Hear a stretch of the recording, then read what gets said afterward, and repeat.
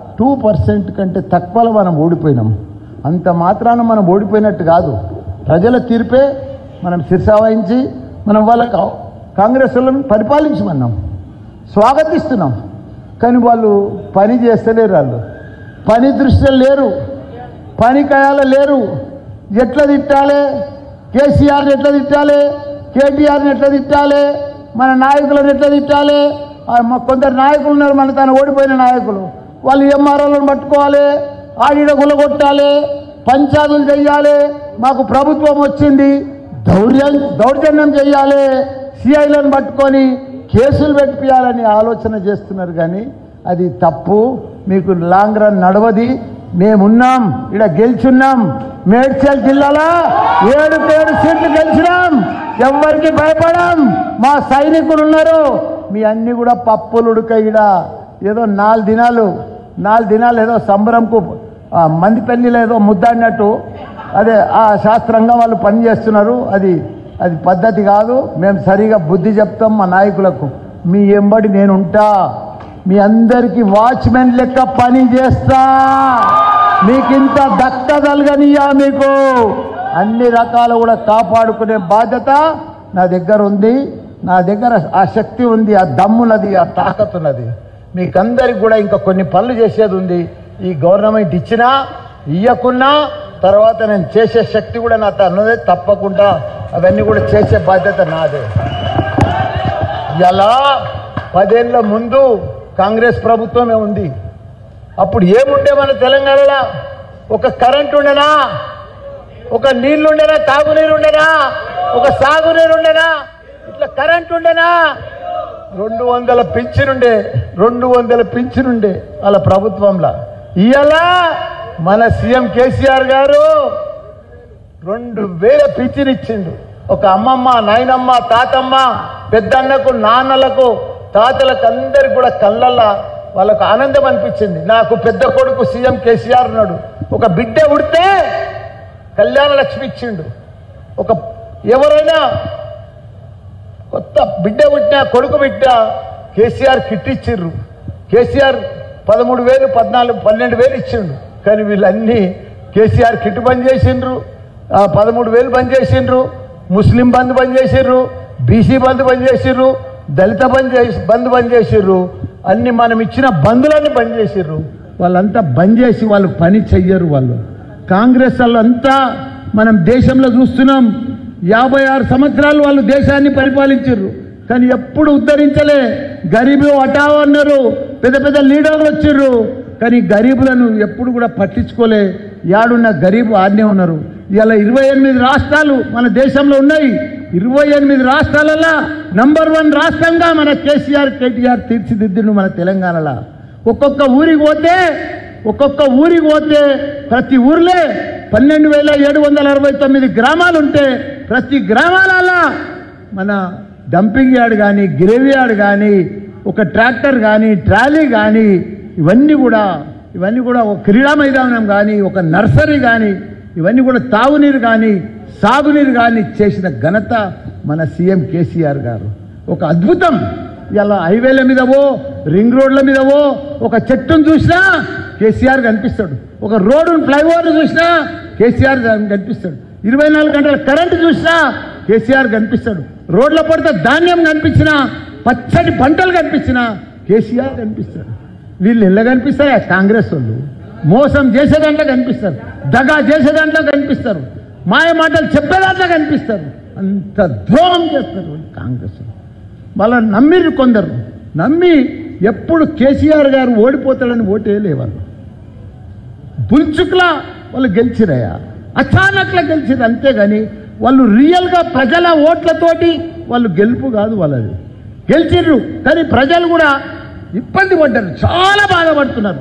అయ్యో ఎంత మోసపోతుంది, మన కేసీఆర్ లేడా సీఎము, మన కేసీఆర్ లాంటి నేత లేకపోతే మనకెంత కష్టమవుతుందని ఇప్పుడు బాధపడుతున్నారు వాళ్ళు. ఇప్పుడు నీకు రైతు బంధు ఆన్లైన్లోనే ఉంది. వేసేయి, 2,000 వేసేది, 4,000 వేస్తాను వేయి. అప్పు చేసిండ్రు అంటే సంసారం నడిచేటప్పుడు, అభివృద్ధి జరిగేటప్పుడు అప్పు కాకపోతే లాభాలు వస్తాయా, ఇంకా బిందెలు వస్తాయా? అప్పులు గ్యారెంటీ వస్తాయి, అప్పులు ఉంటాయి, నువ్వు కూడా అప్పు చెయ్యి, అప్పు చేసి ఆలోచన చెయ్యి, ఎట్లా ఉత్పత్తి చేయాలని అడ్మినిస్ట్రేషన్ చెయ్యి. రోజు మినిస్టర్లు అంతా కూడా మీటింగ్లే పెడుతున్నారు, సబ్ కమిటీ మీటింగ్లు, ఆ మీటింగ్లు, ఈ మీటింగ్లు. అసలు కొత్త సెక్రటరియట్లో బిజీ అయిపోయారు. కానీ ఒక్క మీటింగ్ కూడా సక్సెస్ చేస్తలేరు, ఒక్క స్కీమ్ కూడా సక్సెస్ చేస్తలేరు. 6 ఫలితాలు అన్నారు ఇప్పుడు మా దయాకరు వాళ్ళు చెప్పినట్టుగా. 2 కూడా 30% వేసిరు. ఆర్టీసీ బస్సు వేసి అది ఉత్తాస్తే, ఇంకోటి వేసిరు అది ఉత్తాస్తే. అట్లా ఏది వేసినా వాళ్ళు ఉత్తాదే. వేస్తామంటే రేపు ఎంపీ ఎలక్షన్ కోడ్ వస్తుంది, ఆయనతో వస్తుంది. ప్రజలకి తెలిసింది, గుర్తుపట్టుకున్నారు. ఘోరంగా రేపు ఎంపీ ఎలక్షన్లో మనం భారీ మెజార్టీతో గెలవబోతున్నాము. ఎందుకంటే ప్రజలంతా కూడా రియలైజ్ అయినరు. కేసీఆర్ పని కానీ కేటీఆర్ పని కానీ వాళ్ళకందరికీ కూడా ఇప్పుడు అర్థమైంది.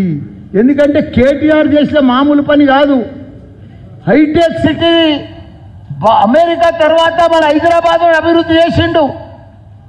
బెంగళూరు తర్వాత మన హైదరాబాద్ అభివృద్ధి చేసిండు మన కేటీఆర్ గారు. మనకు 9 లక్షల మంది ఐటీ ఉద్యోగులు మన తెలంగాణలో పనిచేస్తున్నారు. అది అనంత ఉద్యోగులు కాదా? 1000 గురుకుల పాఠశాలలు తెరిచిండు మన కేసీఆర్ గారు. 6 లక్షల మంది కేజీ టు పీజీ చదువుతున్నారు. మన ప్రతి పేద పిల్లలకు 1,20,000 రూపాయలు పెట్టి గురుకుల పాఠశాలలు చదువుతున్నారు. దేశంలో ఎక్కడన్నా ఉన్నాయా 1000 గురుకుల పాఠశాలలు? ఒక్క రాష్ట్రంలో కూడా లేవు, మన తెలంగాణలో తప్పితే. ఇవన్నీ అభివృద్ధి కాదా? కాళేశ్వరం కట్టలేదా? 46,000 చెరువులు ఈరోజు ఎండాకాలం మే జూన్లో గలగలలాడుతున్నాయి, నిండు కుండ లెక్క ఉంటున్నాయి. ఇవంతా అభివృద్ధి కాదా? అప్పుడు మనకు ఎడ్లకు కూడా నీళ్లు దొరకవు, ఆవులకు పశువులకు నీళ్లు దొరకకపోవు, పశువులకు గాసం దొరకకపోవు, వరిగడ్డి దొరకకపోవు. బయటికి వెళ్ళి తెస్తుంటే మీ కాంగ్రెస్ ప్రభుత్వంలో అసంటిది వాళ్ళు ఎక్కడ పంట పొలాలు 3 లక్షల మెట్రిక్ టన్నుల ధాన్యం పండించిన ఘనత, దేశానికి అన్నం పెట్టిన ఘనత మన రైతన్న లేదు, మన అన్నపూర్ణ రాష్ట్రం చేసిన ఘనత మన కేసీఆర్ కాదా? వాళ్ళకి సకాలంలో రైతు బంధు ఇచ్చి ఇవన్నీ ఇచ్చి చేస్తేనే కదా ఇవంతా అభివృద్ధి అయింది. దేశంలోనే ఒక పేరు వస్తుంది, ఒక మోడల్ సీఎం కేసీఆర్, ఒక అభివృద్ధికి నెంబర్ 1 కేసీఆర్. తెలంగాణ రాష్ట్రం దేశంలోనే ఒక మోడల్ ఆదర్శం అని తీసుకొచ్చిన ఘనత మన కేసీఆర్ కాదా? అందరు అబ్బురపోయారు. కేంద్ర రాష్ట్రాలల్లో ఇలాంటి సీఎం మాకు కావాలని పక్క రాష్ట్రాలలో, మహారాష్ట్రలో కానీ కర్ణాటకలో కానీ మాకు ఇలాంటి సీఎం కావాలి, మాకు నీళ్ళు ఇచ్చే సీఎం కావాలి, కరెంట్ ఇచ్చే సీఎం కావాలి, రైతు బంధు ఇచ్చే సీఎం కావాలని కొట్లాడుకున్నారు. అసుంటి ఐరన్ పెట్టుకొని వీళ్ళు కాంగ్రెస్ వాళ్ళు నిన్ను బొంద పెడతాం, నిన్ను పాతి పెడతాం అంటే మీరు ఎంత దుర్మార్గం మాటలు అవి, ఎంత దుర్మార్గం మాటలు అవి. ఒక పెద్ద మనిషిని అభివృద్ధి చేసినోడిని, రైతు బంధు ఇచ్చినోడిని, దళిత బంధు ఇచ్చినోడిని వీళ్ళు దళిత ఉన్న బంధులన్నీ బంద్ చేసేటోళ్ళు, వీళ్ళు బంద్ చేసేటోళ్ళు పట్టుకొని ఇచ్చేటోని తిడుతురంటే ఎంత బాధ అయితే చెప్పు. తెలంగాణలో ఎంత ద్రోవులు వాళ్ళు, ఎంత మోసకారులు. అరే ఇచ్చి చూపేది, మేము 2,000 ఇచ్చినాం, నువ్వు 4,000 దమ్ముంటే వేసాయి, 2,000 అమ్మ మహిళలకై వేస్తలేరు. అన్ని చెప్తాం, చేస్తాం, వస్తాం, ఇస్తాం, చేస్తాం, అంతేగాని చేసేది లేదు, ఏం లేదు. కావాలని తిడుతురా కేసీఆర్ను. కానీ ఖబర్దార్, మా కేసీఆర్ను తిరిగితే మాత్రం మేము ఒప్పుకోము. మా కార్యకర్తలంతా ఒక సైనికులు మాదిరిగా ఉంటారు. ఆయన పెద్ద ఒక గొప్ప మహాత్ముడు మా కేసీఆర్. అసుంటి మహాత్ముడు, అసుంటి నాయకుడు దేశంలో ఎక్కడ కూడా లేడు. కాబట్టి మా సీఎం కేసీఆర్, మాజీ సీఎం కేసీఆర్ను ఒక్క మాట అంటే కూడా మేము ఒప్పుకోము. కాంగ్రెస్ వాళ్ళకు తొందరలే తప్పకుండా ఆ బీజేపీ ప్రభుత్వం మోడీ ఉన్నాడు, తప్పకుండా నీకు బొందబెట్టే రోజులు తప్పకుండా మోడీ చేస్తాడు. తప్పకుండా తొందరలో ఆ పని అవుతుందని కూడా మీకు మనవి చేస్తున్నా. ఏది ఏమైనా కేసీఆర్ను ఎవ్వరు చెరపలేరు, ఎవ్వరు చెయ్యలేరు. తప్పకుండా మళ్ళా తొందరగానే మళ్ళా మన సీఎంగా మన కేసీఆర్ను చూడబోతామని కూడా మీ అందరికి కూడా మనవి చేస్తున్నా. జై తెలంగాణ. మీరందరూ కూడా ఏ కేసులైనా నేనుంటా, నా కొడుకులు ఉంటారు, మేమందరం ఉంటాం. వీర సైన్యం నా కొడుకులను చూసిర్రు, నేను ఎట్లా పెంచినా ఎప్పుడు మీ వంతునే ఉంటారు, మీ ఎంబడే ఉంటారు. మీకు పని అన్ని రకాల కూడా, పెద్ద కొడుకైనా చిన్న కొడుకైనా మీకు పని చేసేవాళ్ళం కానీ మీకు మోసం చేసేవాళ్ళం కాదు. తప్పకుండా మీ అందరు ఎంబడి ఉంటాం కాబట్టి మీరందరూ కూడా మీకు ఎప్పటికి కాపాడుకుంటాం. మీరు మా బిడ్డల లెక్క మీకు అందరికీ కూడా కడుపులో పెట్టి కాపాడుకుంటామని కూడా మనవి చేస్తున్నాం. మీ అందరికీ కూడా ఎక్కడ ఏ ఇబ్బంది కూడా రాకుండా చూసే బాధ్యత ఈ మీటింగ్ పెట్టింది కూడా దానికోసమే అని. ఏ చిన్న చిన్న పంచాయతీలు వచ్చినా ఏ వచ్చినా అధైర్యపడద్దు, తప్పకుండా నేను ఉంటా, మీ అందరికీ కూడా కాపాడుకుంటాను కూడా మనవి చేస్తున్నా. జై తెలంగాణ, జై కేసీఆర్. ఒక 5 నిమిషాలు మన నిరంజన్ రెడ్డి అన్న మన ఇన్ఛార్జ్ మాట్లాడతాడు. 5 నిమిషాలు ఓపికతో కూర్చోవాలని. దయచేసి ఎవ్వరు లేవద్దు, మంచి బిర్యానీ ఉన్నది, ఎవ్వరు లేవద్దు.